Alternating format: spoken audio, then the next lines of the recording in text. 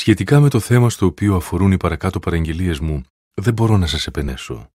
Οι συνάξεις σας γίνονται πιο πολύ για ζημιά σας παρά για το καλό σας. Πρώτα-πρώτα, έμαθα πως όταν έχετε σύναξη, παρουσιάζονται ανάμεσά σας διαιρέσεις. Και μερικά από αυτά που άκουσα τα πιστεύω. Βέβαια, είναι ανάγκη να παρουσιάζονται και διαιρέσεις μεταξύ σας, για να φαίνονται ανάμεσά σας αυτοί που πιστεύουν ειλικρινά.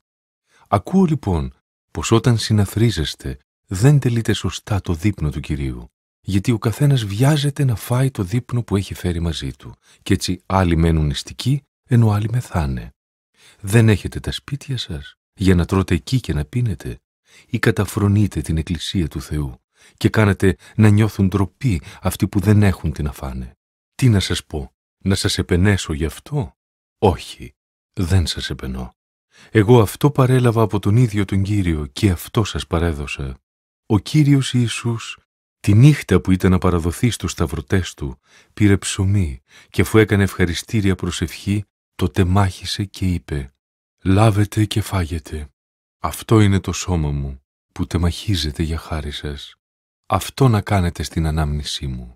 Παρόμοια, όταν τέλειωσε το δείπνο, πήρε το ποτήρι και είπε: «Αυτό το ποτήριο είναι η Νέα Διαθήκη που επικυρώνεται με το αίμα μου. Όποτε πίνετε από αυτό το ποτήριο, να το κάνετε στην ανάμνησή μου. Γιατί ωσότου να έρθει ο Κύριος, πάντοτε, όποτε τρώτε αυτό το ψωμί και πίνετε αυτό το ποτήριο, διακηρύτετε το θάνατο του Κυρίου. Όποιος λοιπόν τρώει τον άρτου και πίνει το ποτήριο του Κυρίου με τρόπο ανάξιο, γίνεται ένοχος αμαρτήματος απέναντι στο σώμα και στο αίμα του Κυρίου. Γι' αυτό πρέπει να εξετάζει κανείς προσεκτικά τον εαυτό του και τότε να τρώει από τον άρτο και να πίνει από το ποτήριο. Γιατί όποιος τρώει τον άρτο και πίνει τον ίνο με τρόπο ανάξιο, χωρίς να αναγνωρίζει σε αυτά το σώμα του Κυρίου, αυτό που τρώει και αυτό που πίνει φέρνουν πάνω του καταδίκη. Έτσι εξηγείται γιατί έχετε ανάμεσά σας πολλούς ελαφρά και βαριά αρρώστους, καθώς και αρκετούς θανάτους. Αν αρχίζαμε με την εξέταση του εαυτού μας, δεν θα επισύραμε την τιμωρία του Θεού, αλλά όταν ο Κύριος μας τιμωρεί, μας διαπαιδαγωγεί, έτσι ώστε να μην υποστούμε την τελική καταδίκη μαζί με τον κόσμο. Λοιπόν, αδερφοί μου, όταν συναθρίζεστε για το δείπνο του Κυρίου, να περιμένετε ο ένας τον άλλον. Αν κάποιος είναι πεινασμένος, ας τρώει στο σπίτι του, έτσι ώστε η σύναξη να μην επισύρει την τιμωρία του Θεού. Ό,τι άλλο μένει, θα το ρυθμίσω όταν σας επισκεφθώ.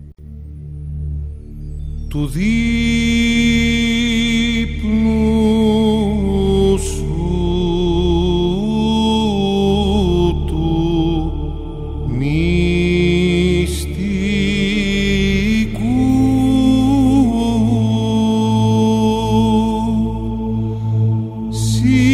σήμερον Ιε Θεού κοινωνών με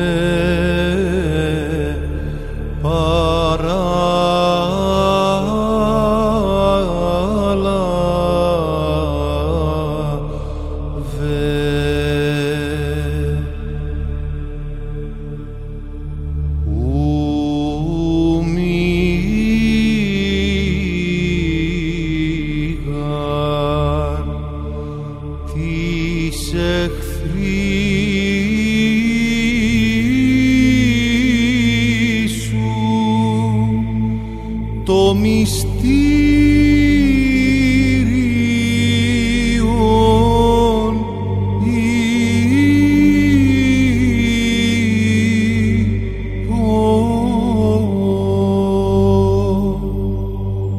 ουφίλη μας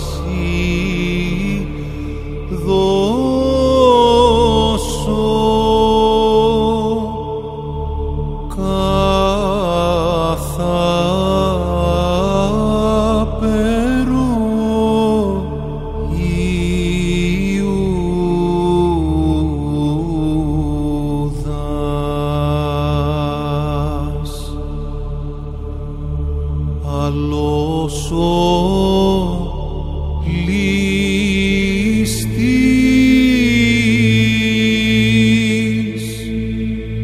ομολογώ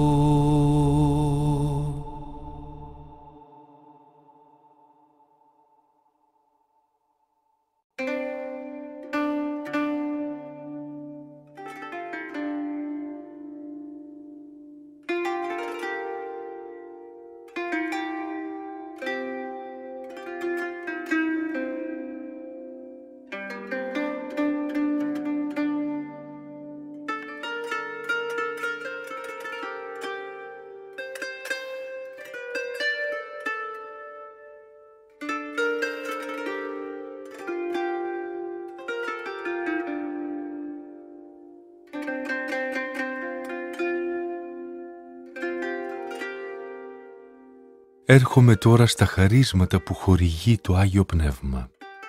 Δεν θέλω, αδερφοί μου, να έχετε άγνοια σε τέτοια θέματα.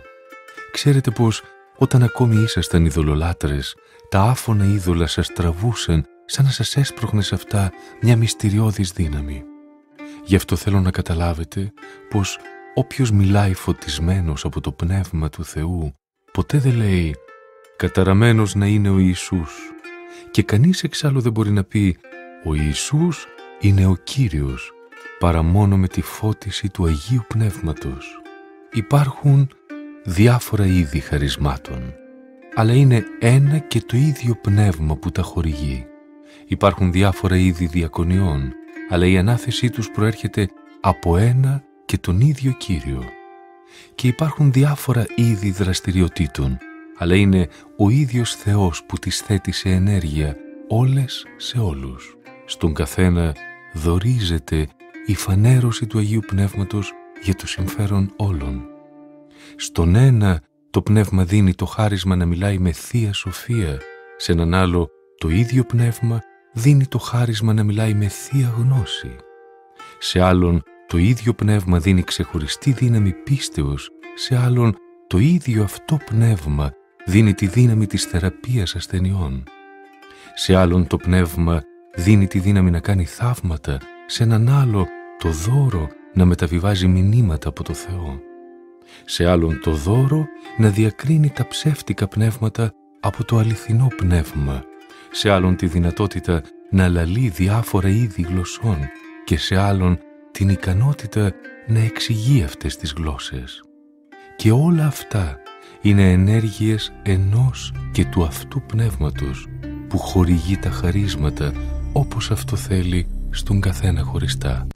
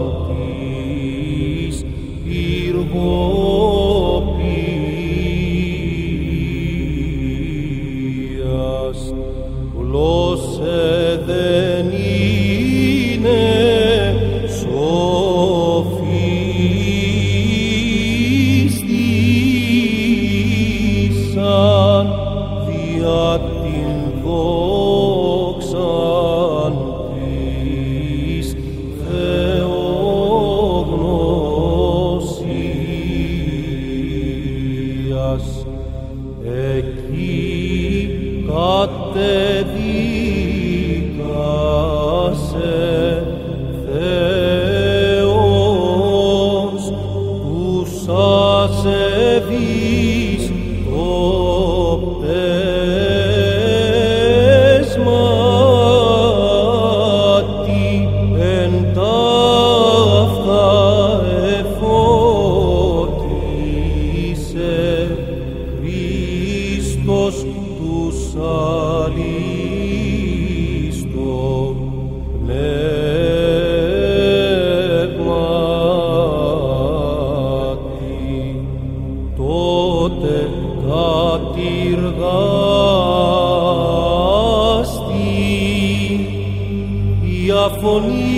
αγωνία προς τιμωρίαν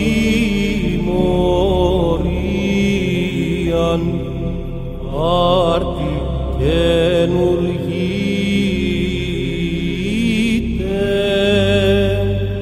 η συμφωνία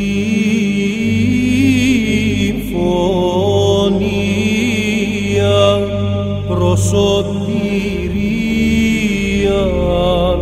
των ψυχών.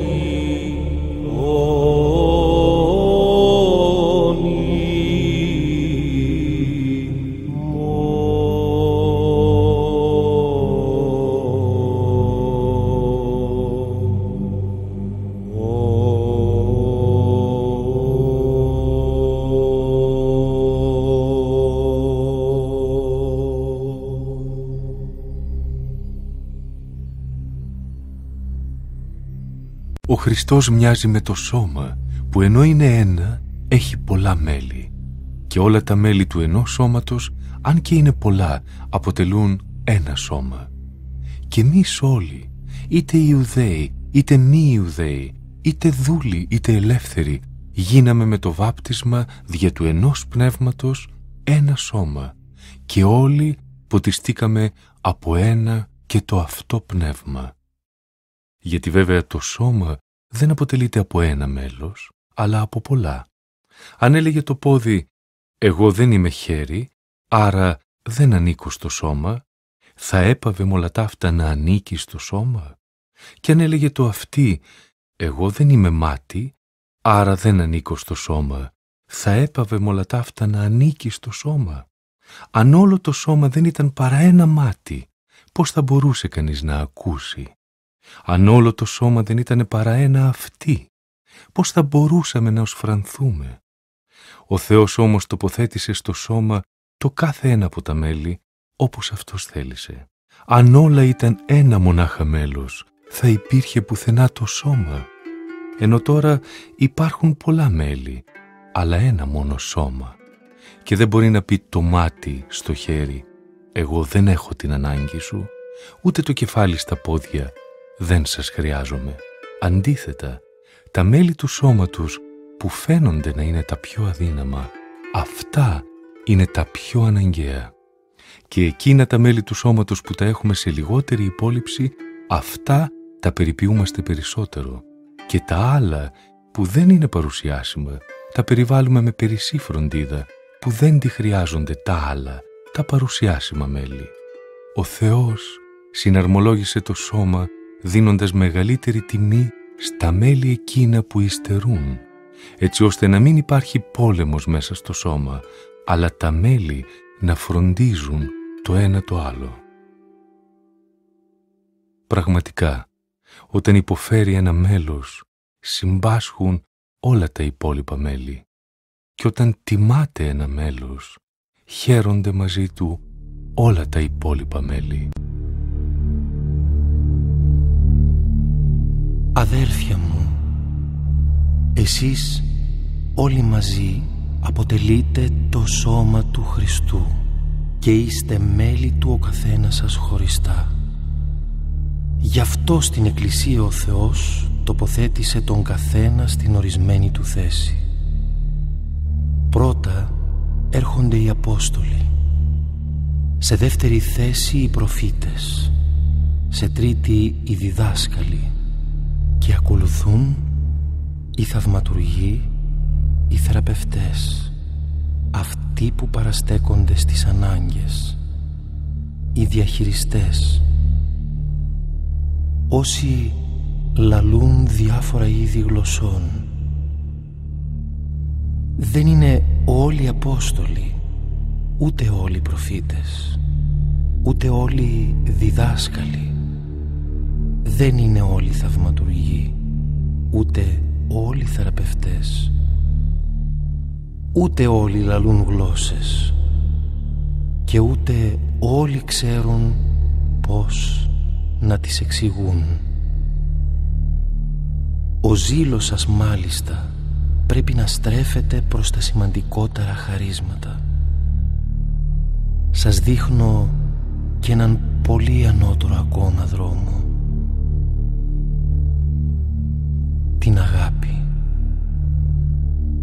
Αν μπορώ να λαλώ όλες τις γλώσσες των ανθρώπων, ακόμα και των αγγέλων, αλλά δεν έχω αγάπη για τους άλλους, οι λόγοι μου ακούγονται σαν ήχος χάλκινης καμπάνας ή σαν κυμβάλο αλλαγμός. Κι αν έχω της προφητείας στο χάρισμα κι όλα κατέχω τα μυστήρια κι όλη τη γνώση, κι αν έχω ακόμα όλη την πίστη έτσι που να μετακινώ βουνά, αλλά δεν έχω αγάπη, είμαι ένα τίποτα. Κι αν ακόμα μοιράσω στους φτωχούς όλα μου τα υπάρχοντα, κι αν παραδώσω στη φωτιά το σώμα μου για να καεί, αλλά δεν έχω αγάπη, σε τίποτα δεν με ωφελεί. Εκείνος που αγαπάει έχει μακροθυμία, έχει και καλοσύνη. Εκείνος που αγαπάει δεν ζηλοφθονεί. Εκείνος που αγαπάει δεν κομπάζει, ούτε περηφανεύεται. Είναι ευπρεπής, δεν είναι εγωιστής, ούτε ευρέθιστος. Ξεχνάει το κακό που του έχουν κάνει. Δεν ζητάει αυτά που του ανήκουν.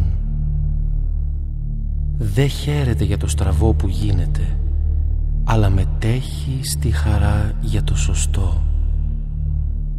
Εκείνος που αγαπάει όλα τα ανέχεται, σε όλα εμπιστεύεται, για όλα ελπίζει, όλα τα υπομένει.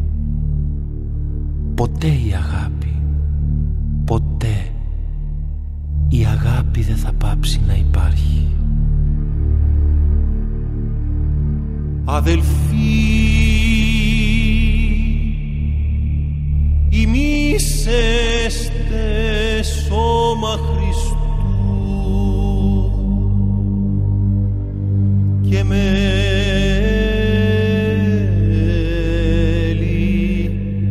εκ μέρους,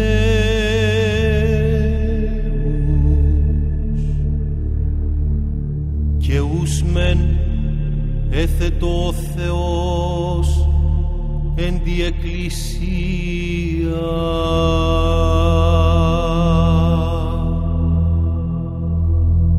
πρώτον Αποστόλους, δεύτερον προφήτας, τρίτον διδασκάλους, έπειτα δυνάμεις ή τα χαρίσματα ή αμάτων αντιλήψεις, κυβερνήσεις, γέννη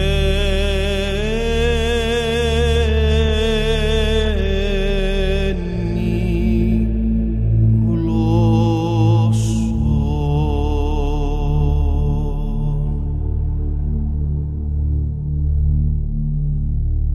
Μη πάντες Απόστολοι, μη πάντες προφήτε, μη πάντες διδάσκαλοι, μη πάντες δυνάμεις, μη πάντες χαρίσματα εχουσίαματων, μη πάντες γλώσσες λαλούσι,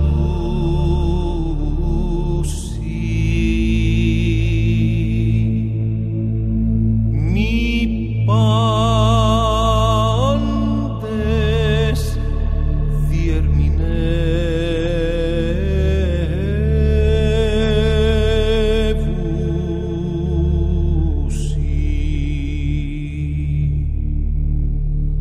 Ζηλούτε δε τα χαρίσματα τα κρίτωνα,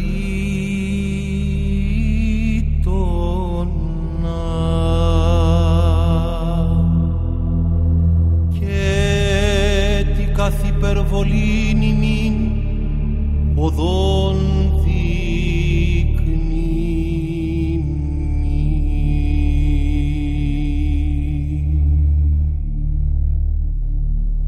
Εάν τες γλώσσες των ανθρώπων λαλώ και των αγγέλων αγάπην δε μη έχω γέγονα χαλκός ήχο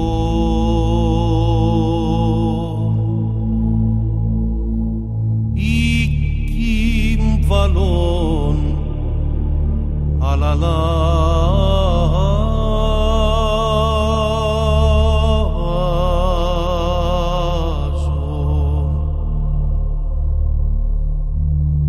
και εάν έχω προφητείαν και ειδώ τα μυστήρια πάντα και πάσαν την γνώση και αν έχω πάσαν την πίστη ώστε όρη μεθυστάνην αγάπην δε μη έχω.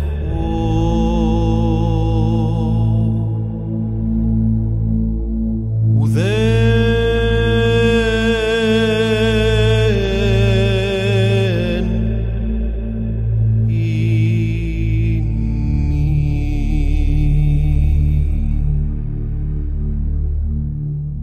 και εάν ψωμίσω πάντα τα υπάρχοντά μου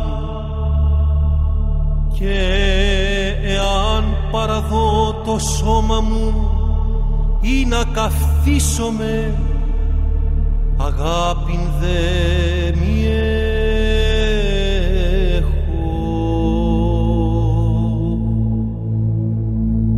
Ουδέν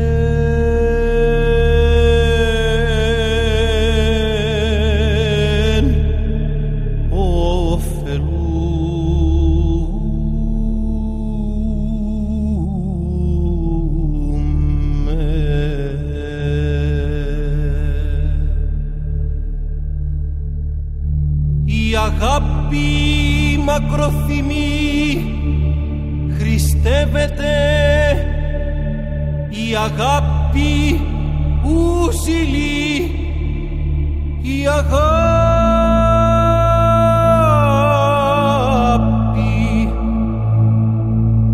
ου περπερεύεται, ου φυσιούται, ου κασχημονεί, ου ζητήτα αυτής, ου παροξύνεται, ου λογίζεται το κακόν, ου χέρι επί τη αδικία, συγχαίρει δε τη αληθεία.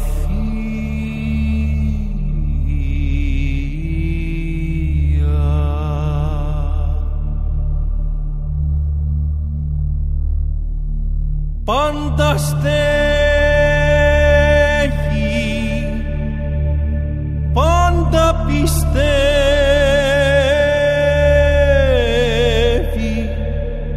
πάντα ελπίζει,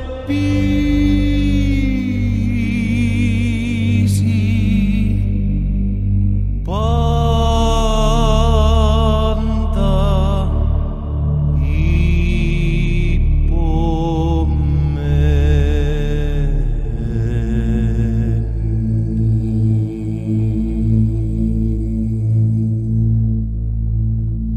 η αγάπη ουδέποτε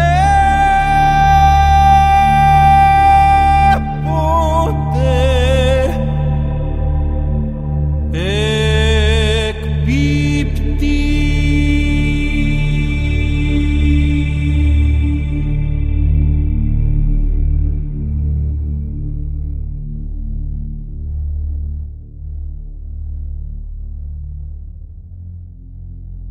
θεία μηνύματα των προφητών κάποτε δεν θα υπάρχουν πια. Η γλωσσολαλία θα πάψει, θα σταματήσει η γνώση των μυστηρίων του Θεού, γιατί και η γνώση μας και η προφητεία μας περιορίζονται μονάχα σε ένα μέρος της αλήθειας. Όταν όμως το τέλειο που περιμένουμε θα έρθει, τότε το μερικό θα πάψει να υπάρχει. Μικρό παιδί όταν ήμουν, σαν μικρό παιδί μιλούσα, αισθανόμουν και σκεφτόμουν. Άντρας πια όταν έγινα, κατήργησα τους τρόπους του μικρού παιδιού. Αλήθεια, τώρα βλέπουμε τα πράγματα θαμπά, σαν μέσα από μεταλλικό καθρέφτη. Τότε όμως, πρόσωπο με πρόσωπο, θα δούμε το Θεό. Τώρα γνωρίζω μόνο ένα μέρος, τότε όμως θα γνωρίσω με πληρότητα, όπως και ο Θεός με έχει γνωρίσει. Θα μείνουν τελικά για πάντα αυτά τα τρία: η πίστη, η ελπίδα και η αγάπη. Και από αυτά το πιο σπουδαίο είναι η αγάπη.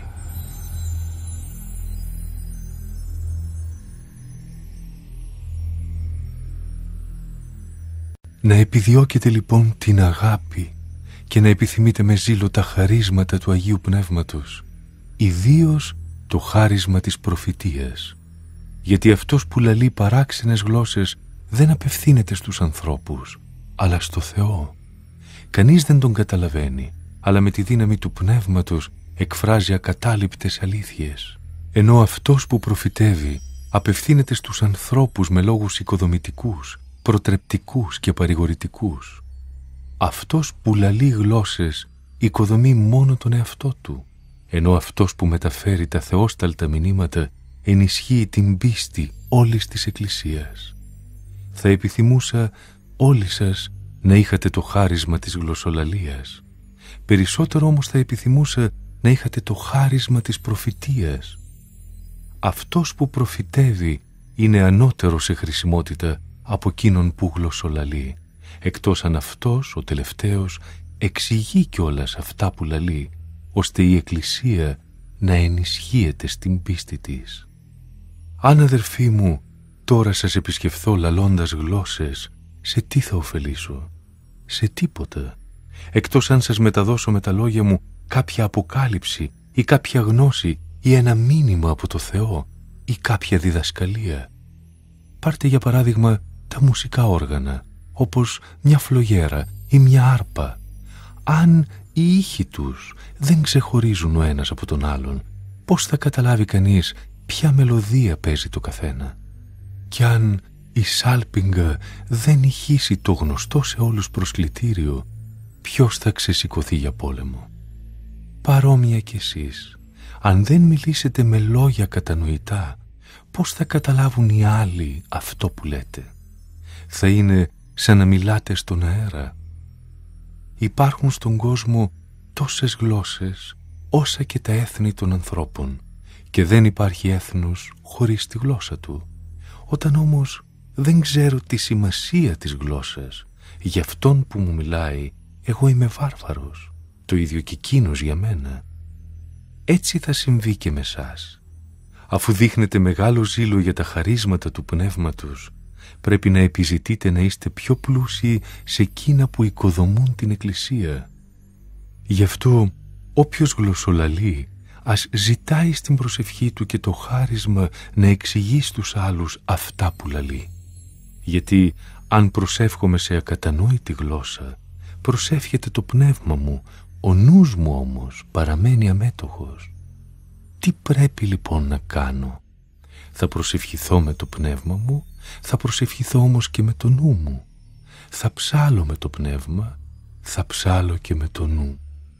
Γιατί πραγματικά, αν ευλογείς το Θεό στη γλώσσα του πνεύματος, πώς θα μπορέσει αυτός που δεν καταλαβαίνει αυτή τη γλώσσα να πει το αμήν στην προσευχή της ευχαριστίας που είπες, αφού δεν καταλαβαίνει τι λες? Εσύ μπορεί να λες μια ωραία προσευχή ευχαριστίας, ο άλλος όμως δεν κερδίζει τίποτα.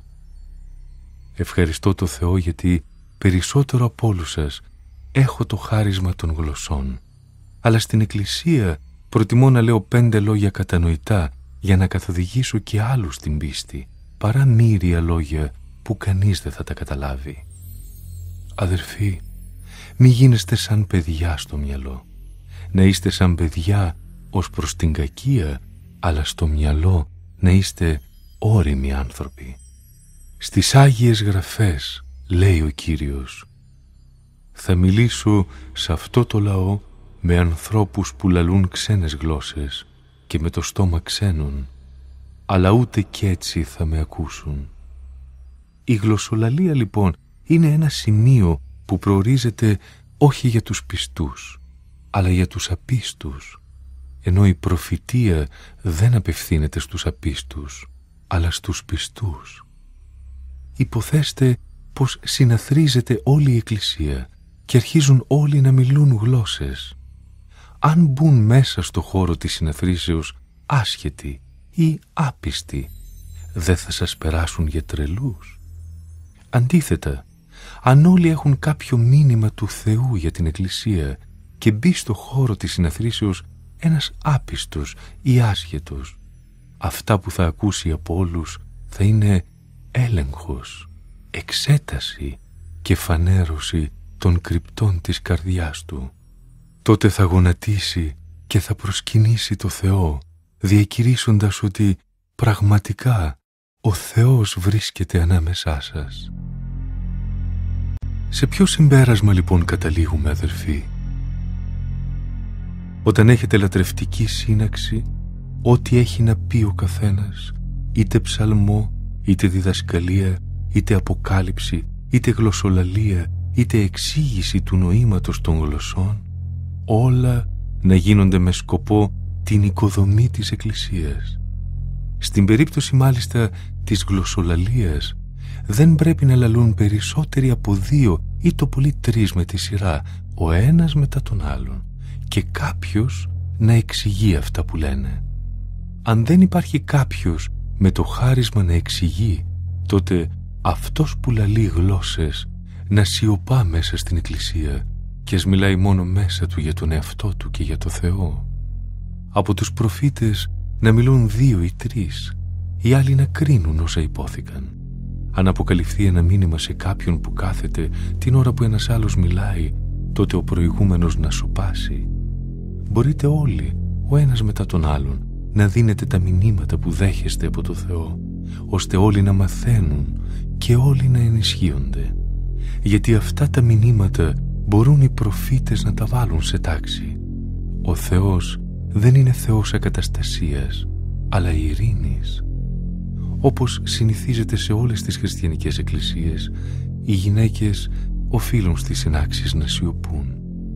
Δεν τους επιτρέπεται να μιλούν, αλλά καθώς το λέει και ο νόμος, να υποτάσσονται. Αν επιθυμούν να μάθουν κάτι, καλύτερα ας ρωτούν στο σπίτι τους άντρες τους, γιατί δεν είναι ταιριαστό στη γυναίκα να μιλάει μέσα στη σύναξη. Ή μήπως ο λόγος του Θεού ξεκίνησε από εσάς και έφτασε μόνο σε εσάς? Αν κάποιος θεωρεί τον εαυτό του προφήτη ή κάτοχο πνευματικού χαρίσματος, αυτός πρέπει να καταλαβαίνει καλύτερα πως αυτά που σας γράφω είναι εντολές του Κυρίου.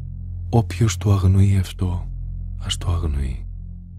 Λοιπόν, αδερφοί μου, να έχετε ζήλο για το προφητικό χάρισμα, αλλά και τη γλωσσολαλία μην την εμποδίζετε. Όλα να γίνονται με ευπρέπεια και τάξη. Αδερφοί, σας θυμίζω το χαρμόσυνο μήνυμα που σας έφερα με το κήρυγμά μου. Αυτό το μήνυμα το δεχτήκατε, σε αυτό παραμείνατε σταθεροί, με αυτό και σώζεστε, αν βέβαια μένετε προσκολλημένοι σε αυτό, με το νόημα που σας το κήρυξα, εκτός εάν μάταια πιστέψατε.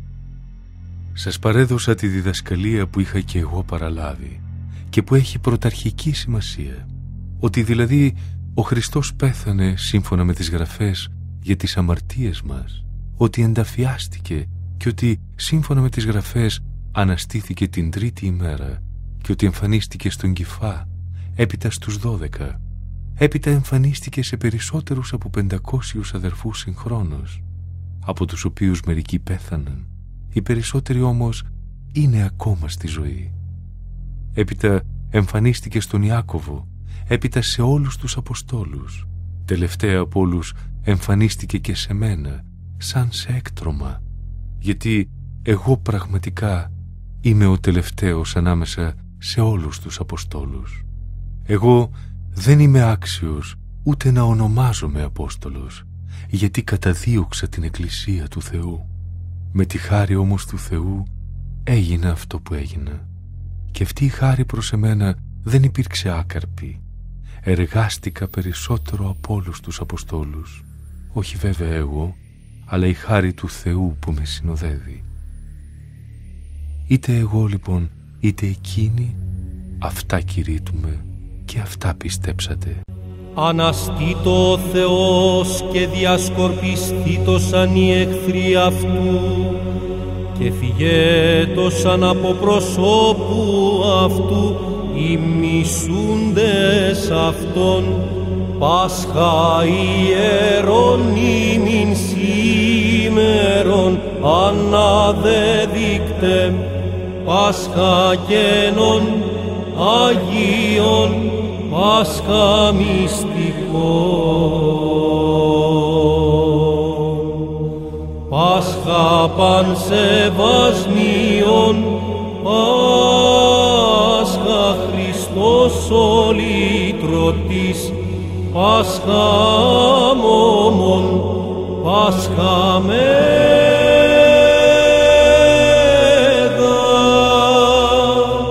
Πάσχα των πιστών, Πάσχα το πυλασίμιν του παραδείσου ανοίξαν, Πάσχα πάντας αγιάζων πιστούς.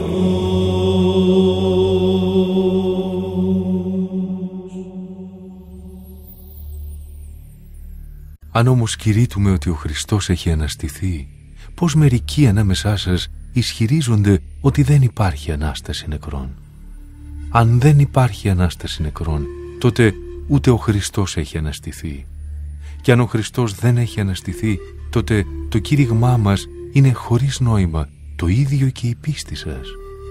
Επιπλέον παρουσιαζόμαστε και ψευδομάρτυρες απέναντι στο Θεό, αφού είπαμε γι' αυτόν ότι ανέστησε το Χριστό ενώ δεν τον ανέστησε. Αν βέβαια δεχτεί κανείς πως οι νεκροί δεν ανασταίνονται. Γιατί αν οι νεκροί δεν ανασταίνονται, τότε ούτε ο Χριστός έχει αναστηθεί. Και αν ο Χριστός δεν έχει αναστηθεί, η πίστη σας είναι χωρίς περιεχόμενο. Ζείτε ακόμα μέσα στις αμαρτίες σας. Πρέπει επίσης να συμπεράνει κανείς ότι και οι χριστιανοί που πέθαναν έχουν χαθεί. Αν η χριστιανική ελπίδα μας περιορίζεται μόνο σε αυτήν τη ζωή, τότε είμαστε οι πιο αξιοθρήνητοι από όλους τους ανθρώπους.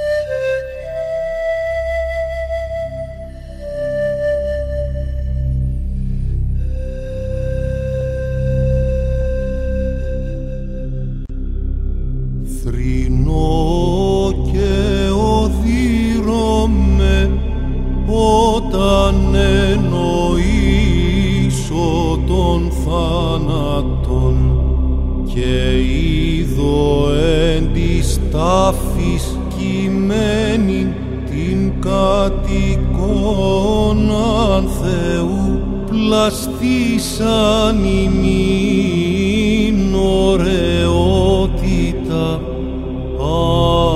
αμορφών άδοξων μη έχουσαν είδος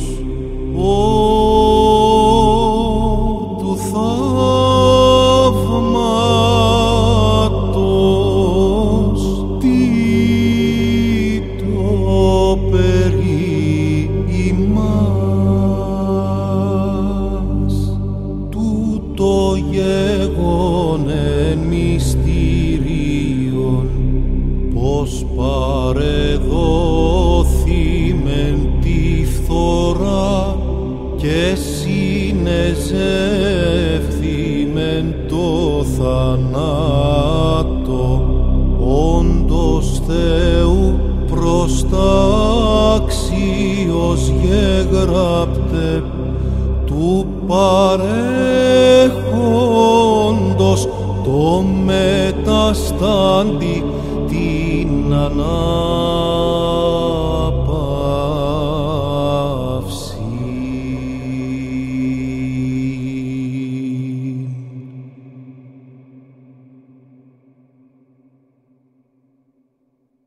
Η αλήθεια όμως είναι πως ο Χριστός έχει αναστηθεί, κάνοντας την αρχή για την Ανάσταση όλων των νεκρών.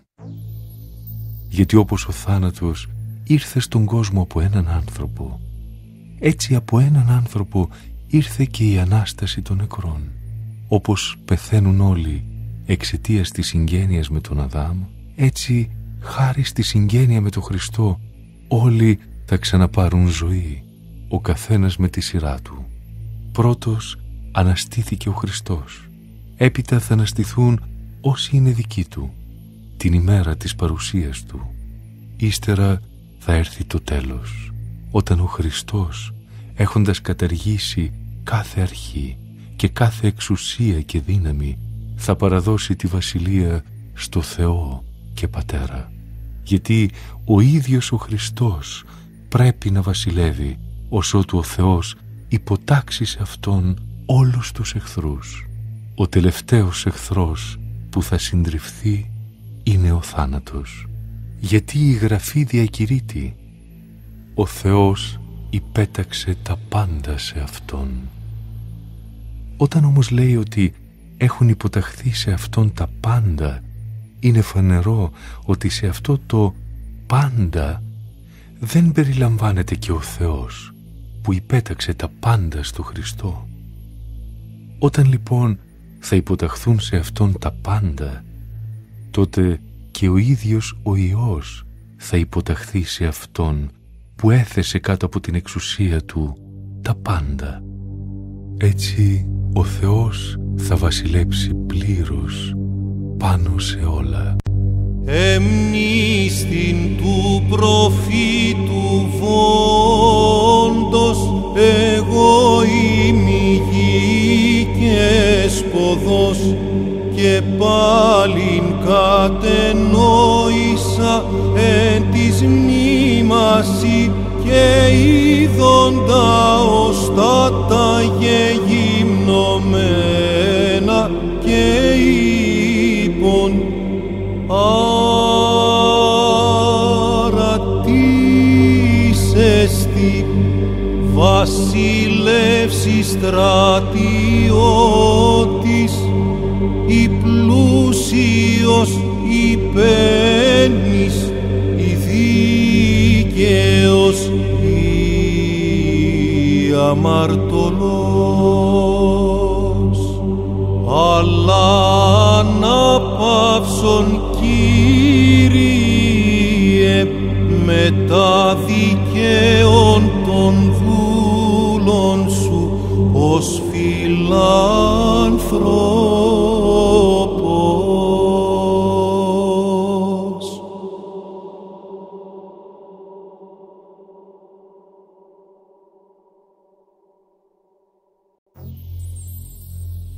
Σκεφτείτε ακόμα και τούτο. Όσοι βαφτίζονται για τους νεκρούς, για ποιο λόγο να βαφτίζονται για χάρη τους, αν δεν υπάρχει ελπίδα αναστάσεως των νεκρών? Και εμείς οι ίδιοι, Γιατί να διακινδυνεύουμε τη ζωή μας κάθε στιγμή? Αντικρίζω, αδερφοί μου, το θάνατο κάθε μέρα, μα την καύχηση που έχω εξαιτίας σας στο έργο του Κυρίου μας Ιησού Χριστού. Αν ήταν ανθρώπινα τα κίνητρα της πάλης μου με τα θηρία στην Έφεσο, ποιο ήταν το κέρδος μου? Αν οι νεκροί δεν πρόκειται να αναστηθούν, τότε, όπως λέγεται, ας φάμε και ας πιούμε, γιατί αύριο δεν θα ζούμε. Μην παρασύρεστε σε πλάνες. Οι κακές συναναστροφές καταστρέφουν τον καλό χαρακτήρα. Συνέλθετε, ξαναγυρίστε στο σωστό και πάψτε να αμαρτάνετε. Θα σας πω κάτι για να σας κάνω να τραπείτε. Μερικοί από εσάς δεν γνωρίζουν το Θεό. Πάντα ματαιότιστα ανθρώπινα, όσα ούχι υπάρχει μετά θάνατον, ου παραμένει ο πλούτος, ου συνοδεύει η δόξα. Επελθόν γάρ ο θάνατος, ταύτα πάντα εξυφανίστε, διό Χριστό το αθάνατο βασίλη βοήσομεν, τον μεταστάντα εξήμων ανάπαυσον, εν θα πάντων εστίν εφρενωμένων η κατοικία.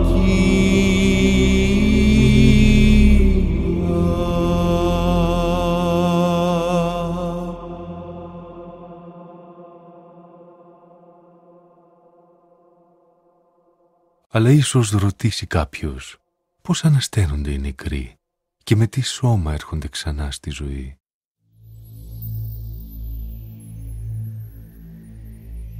Ανόητε, ο σπόρος που ρίχνεις εσύ στο χωράφι δεν παίρνει ζωή αν πρώτα δεν πεθάνει. Και εκείνη την ώρα δεν σπέρνεις το σώμα του φυτού που πρόκειται να φυτρώσει, αλλά ένα γυμνό κόκο, είτε σταριού είτε κάποιου άλλου είδους. Ο Θεός δίνει σε κάθε σπόρο το σώμα του φυτού που έχει ορίσει. Κάθε είδος σπόρου έχει δικό του είδος σώματος. Κάθε ζωντανό πράγμα δεν έχει την ίδια σύσταση. Άλλη σύσταση σώματος έχουν οι άνθρωποι, άλλοι τα κτήνη, άλλοι τα πτηνά και άλλοι τα ψάρια. Εξάλλου υπάρχουν σώματα πάνω στον ουρανό και σώματα πάνω στη γη. Άλλοι όμως είναι η λαμπρότητα των ουράνιων και άλλοι των επίγειων σωμάτων. Άλλη η λάμψη του ήλιου, άλλη της σελήνης και άλλη των άστρων. Αλλά και μεταξύ των άστρων άλλη η λάμψη του ενός και άλλη του άλλου. Το ίδιο θα συμβεί και με την Ανάσταση των νεκρών. Όταν το σώμα σαν το σπόρο μπαίνει στη γη, είναι φθαρτό. Θα αναστηθεί όμως άφθαρτο. Θάβεται άδοξο, θα αναστηθεί όμως ένδοξο. Ενταφιάζεται ανίσχυρο, θα αναστηθεί όμως δυνατό. Ενταφιάζεται σώμα που ήταν εμψυχωμένο από ζωική φυσική δύναμη, θα αναστηθεί όμως ζωοποιημένο από το πνεύμα του Θεού. Όπως υπάρχει φυσικό σώμα, υπάρχει και πνευματικό. Πραγματικά, έτσι διδάσκει και η Γραφή. Στον Αδάμ, τον πρώτο άνθρωπο, δόθηκε η φυσική ζωή. Αντίθετα, στον έσχατο Αδάμ, το Χριστό, δόθηκε το πνεύμα και έγινε πηγή ζωής. Πρώτα έρχεται το φυσικό, έπειτα το πνευματικό, όχι το αντίστροφο. Ο πρώτος άνθρωπος προέρχεται από τη γη και είναι χωματένιος. Ο δεύτερος άνθρωπος, ο Κύριος, προέρχεται από τον ουρανό. Όπως είναι ο Αδάμ που είναι χωματένιος, έτσι είναι και όσοι ανήκουν στον παλιό κόσμο.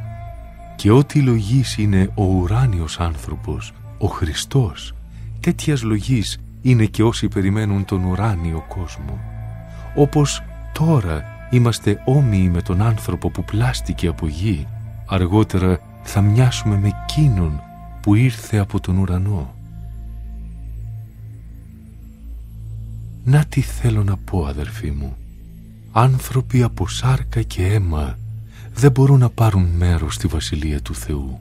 Ούτε αυτό που είναι φθαρτό μπορεί να κληρονομήσει την αυθαρσία. Θα σας αποκαλύψω ένα μυστήριο. Δεν θα πεθάνουμε όλοι. Θα μεταμορφωθούμε όμως όλοι σε μια στιγμή, όσο θέλει το μάτι για να ανοιγοκλείσει, όταν ηχήσει η σάλπιγγα των έσχατων καιρών. Θα ακουστεί ο ήχος της σάλπιγγας και αμέσως οι νεκροί θα επιστρέψουν στη ζωή άφθαρτη και εμείς οι ζωντανοί θα αλλάξουμε το παλιό με ένα νέο σώμα. Πρέπει αυτό που είναι φθαρτό να μεταμορφωθεί σε άφθαρτο και αυτό που είναι θνητό να γίνει αθάνατο. Όταν αυτό το φθαρτό μεταμορφωθεί σε άφθαρτο και το θνητό μεταμορφωθεί σε αθάνατο, τότε θα πραγματοποιηθεί ο λόγος της Γραφής. Ο θάνατος αφανίστηκε, η νίκη είναι πλήρης. Θάνατε, που είναι το κεντρί της δύναμής σου, Άδη, που είναι η νίκη σου. Τη δύναμη να πληγώνει θανάσιμα την παίρνει ο θάνατος από την αμαρτία και η αμαρτία παίρνει τη δύναμή της από τον νόμο. Ας ευχαριστήσουμε όμως το Θεό που μας χάρισε τη νίκη δια του Κυρίου μας Ιησού Χριστού. Λοιπόν, αγαπητοί μου αδελφοί, να γίνεστε όλο και πιο σταθεροί και αμετακίνητοι στην πίστη και να έχετε πάντοτε όλο και περισσότερο ζήλο για την εκπλήρωση του έργου του Κυρίου, αφού ξέρετε ότι ο κόπος που καταβάλλετε για χάρη του Κυρίου δεν είναι μάταιος.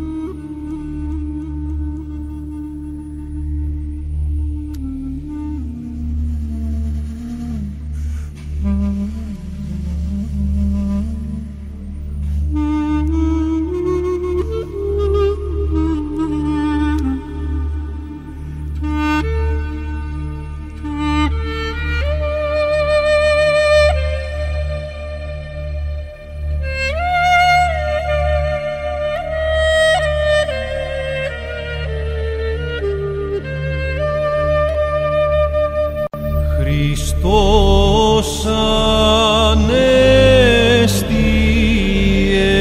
εκ νεκρών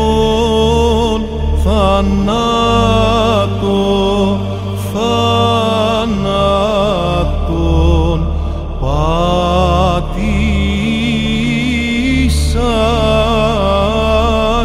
και της εν της μνήμαση ζωήν χαρισάμενος.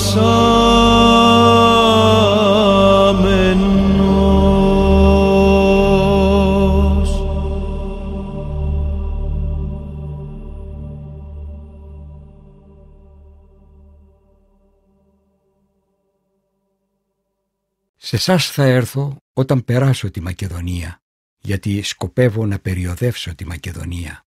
Είναι πιθανό να μείνω κοντά σας λίγο καιρό ή να περάσω και όλο το χειμώνα, ώστε να με κατεβοδώσετε εσείς όπου κι αν πρόκειται να ταξιδέψω. Αυτή τη φορά δεν θέλω να σας δω περαστικός. Ελπίζω να μείνω λίγο καιρό κοντά σας, αν ο Κύριος το επιτρέψει.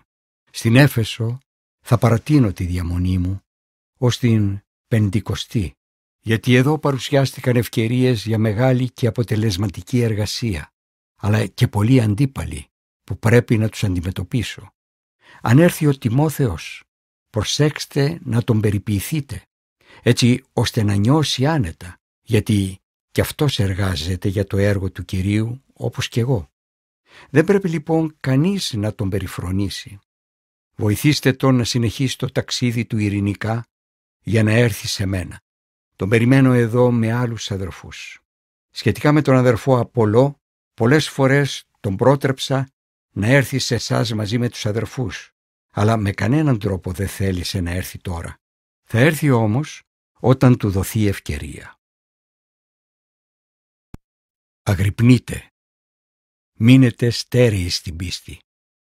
Να είστε γενναίοι και δυνατοί. Όλες τις πράξεις σας να τις εμπνέει η αγάπη. Έχω να σας ζητήσω κάτι, αδερφοί. Γνωρίζετε την οικογένεια του Στεφανά, που τα μέλη της υπήρξαν ο πρώτος καρπός του κηρύγματος στην Αχαΐα και αφιέρωσαν τον εαυτό τους στην υπηρεσία των πιστών. Γι' αυτό κι εσείς πρέπει να ακούτε τέτοιους ανθρώπους, καθώς και όποιον εργάζεται και κοπιάζει μαζί τους. Είμαι πολύ χαρούμενος από την παρουσία κοντά μου του Στεφανά, του Φουρτουνάτου και του Αχαϊκού, γιατί αυτοί αναπλήρωσαν το κενό της απουσίας σας. Μου ξεκούρασαν την ψυχή, όπως και τη δική σας. Σε τέτοιους ανθρώπους οφείλεται αναγνώριση. Σας στέλνουν χαιρετισμούς οι εκκλησίες της Ασίας. Πολλούς χριστιανικούς χαιρετισμούς σας στέλνουν ο Ακύλας και η Πρίσκυλα και όλη η εκκλησία που συναθρίζεται σπίτι τους. Σας στέλνουν χαιρετισμούς όλοι οι αδερφοί. Χαιρετίστε ο ένας τον άλλο με αδερφικό φίλημα. Ο χαιρετισμός αυτός γράφεται από μένα τον Παύλο, με το ίδιο μου το χέρι. Όποιος δεν αγαπάει τον Κύριο Ιησού Χριστό, ας είναι χωρισμένος από το σώμα της Εκκλησίας. Μαράν αθά. Ο Κύριος έρχεται. Η χάρη του Κυρίου Ιησού να είναι μαζί σας. Στο όνομα του Ιησού Χριστού που μας ενώνει, η αγάπη μου είναι μαζί με όλους σας. Αμήν.